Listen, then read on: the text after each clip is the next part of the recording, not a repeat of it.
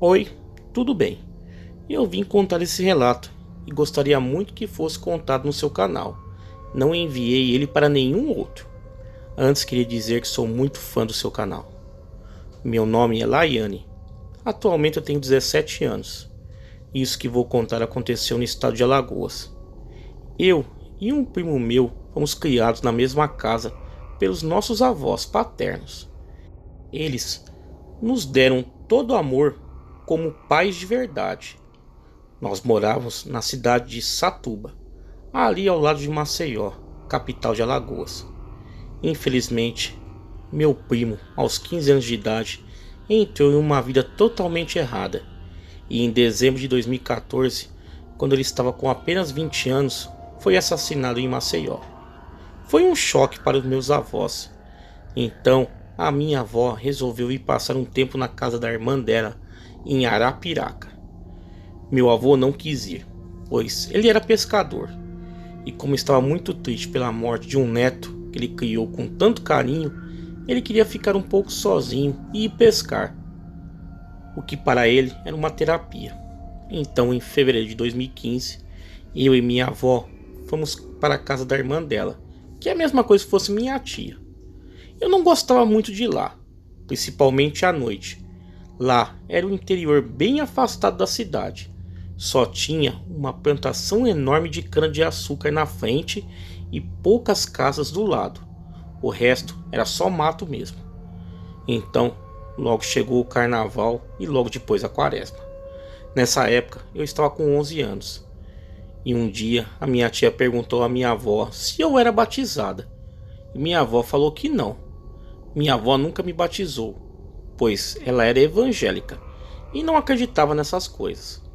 Quando a minha avó falou que eu não era batizada, minha tia fez uma cara de espanto e não falou mais nada. No outro dia, eu estava entediada. Então, sentei ao lado da minha avó e minha tia, que estavam conversando no pé da porta da cozinha. Fiquei ali, só escutando a conversa, pois se eu falasse alguma coisa sem ser chamada na conversa, a minha avó era capaz de me dar um tapa na boca. Ela era daquelas pessoas brutas da roça, sabe? Então, eu comecei a escutar minha tia falando. Bom, eu vou contar em primeira pessoa para ser mais fácil de entender. Essas são as palavras da minha tia. Quando eu tinha me casado com o Zé, marido dela, eu estava na casa da minha comadre, assistindo televisão. Naquela época, quem só tinha televisão na casa era gente rica. Então, já tarde da noite, resolvemos vir embora, pois eu estava cansada. Eu estava grávida de 7 meses do meu primeiro filho. E logo lembramos que era quaresma. Então, viemos embora. Quando chegamos perto do pé de jaca, que tinha quase em frente aqui de casa, vimos 2 olhos brilhando. E percebemos, pela lua cheia que brilhava no céu, que tinha alguma coisa preta embaixo do pé de jaca. Mas achamos que era um cavalo ou um boi que estava na estrada. Estávamos já a pé, porque a casa da minha comadre não era tão longe. Então, quando fomos nos aproximando, vimos que aquilo não parecia ser um cavalo. Então o Zé ficou na minha frente e tirou da cintura uma faca que ele sempre andava, pois como estávamos a pé, uma estrada escura, era bom ter algum modo de se defender, mesmo que naquela época não tivesse assalto algum por aqui. Cada vez que chegávamos mais perto daquilo, sentíamos um cheiro horrível de carniça, o que me fez querer vomitar, já que eu estava grávida. Então aquela coisa saiu debaixo do pé de jaca e tivemos aquela horrível visão do inferno. Aquela coisa era o próprio demônio mesmo. Estava de 4 patas. Ele era de um tamanho de um boi de porte pequeno. Aquela coisa tinha os pelos negros e arrepiados, os olhos amarelos, as orelhas grandes, que quase cobriam seus olhos. Aquilo começou a grunhir igual um porco. Então, meu marido apontou a faca para ele, mas ele não olhou só um segundo para o meu marido. Aquele bicho só olhava para minha barriga e babava com os dentes para fora. Aquilo ficou sobre duas patas. Ele alcançava fácil 2 metros de altura. Então, ele começou a vir desengonçado e lentamente até nós. Estávamos paralisados de medo e não tivemos reação alguma. Então aquele bicho chegou bem na nossa frente, deu a volta pelo meu marido e vinha na minha direção. Do nada, aquele bicho levantou os braços e com certeza ele queria enfiar as garras na minha barriga para tirar meu bebê.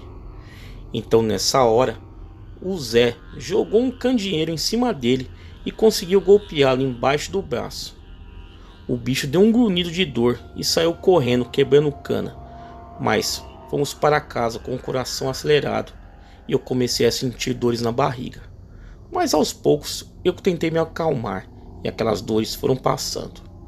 Naquela noite, aquela coisa não voltou mais. Assim que o meu filho nasceu, batizamos ele e nunca mais vimos aquela coisa. Isso foi o que a minha tia disse. E eu fiquei prestando atenção sentada ali. Bom, eu sempre gostei dessas histórias de lobisomem. E como já sabia de muitas histórias, logo eu soube que aquilo que ela viu era um lobisomem. Bom, passou-se exatamente 5 dias. E era numa sexta-feira de quaresma. E quando acordamos de manhã, estava faltando energia. E não sei porquê, talvez uma ironia do destino, para nos colocar medo, passou o dia todo sem energia. Chegou a noite, então estava sem luz. Fomos deitar cedo, umas 8 horas da noite. Eu e minha avó não dormíamos na casa da minha tia, porque era uma casa muito pequena. Nós dormíamos ao lado da casa dela, em uma casa que ainda estava construindo. Ela já estava toda coberta, mas não tinha a porta de trás da cozinha, era apenas uma cortina fechando. O tempo foi passando e nós não conseguimos dormir. Ficamos ali conversando sobre o meu primo. Estávamos sentindo muita falta dele. Não sei quanto tempo se passou, mas do nada começamos a ouvir um monte de cachorros latindo. E logo eu fiquei com medo, porque toda a vida fui medrosa mesmo. Então do nada escutamos um uivo que parecia vindo do inferno. E logo a minha avó ainda falou misericórdia. Então nós ficamos paralisadas na cama. Dá para imaginar o nosso medo. Nós não tínhamos proteção nenhuma naquela casa, pois ela estava sem porta. E aquilo dava no intervalo de 2 minutos para cada uivo e cada vez mais perto. Eu, muito corajosa que sou, comecei a gritar chamando pela minha tia. E ela respondeu que era um cachorro que ela tinha na frente da casa dela. Mas o cachorro já era velho e nem latia direito. Então minha avó olhou pela janela que tinha e viu que o cachorro estava sentado em uma pilha de areia que tinha na frente da casa. Então do nada começamos a ouvir a cana na frente da casa quebrando. Então dava para saber o nosso desespero, Minha avó começou a orar pedindo a Deus proteção. E por incrível que pareça, aqueles uivos duraram mais ou menos uns 15 minutos. E do nada parou. Mas a cana na frente da casa continuou quebrando e era aquela barulheira.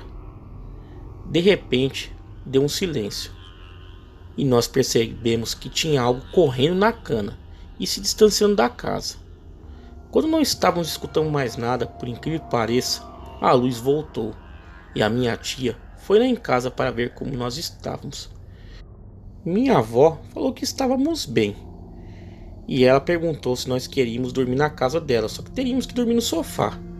Minha avó não quis, pois ela tinha problemas na coluna e não ia ter como dormir no sofá. Então ficamos lá. Não consegui dormir naquela noite e no outro dia eu implorei a minha avó para irmos embora. Então ela falou que só teria como ir embora na segunda. Então tivemos que dormir ali no sábado e no domingo ainda. Mas graças a Deus não aconteceu nada. Na segunda fomos embora e até hoje eu não voltei mais lá. Nós não chegamos a ver nada naquela noite, mas com certeza tinha alguma coisa horripilante dentro das canas. Mas Deus foi tão bondoso e protegeu a gente e nada aconteceu.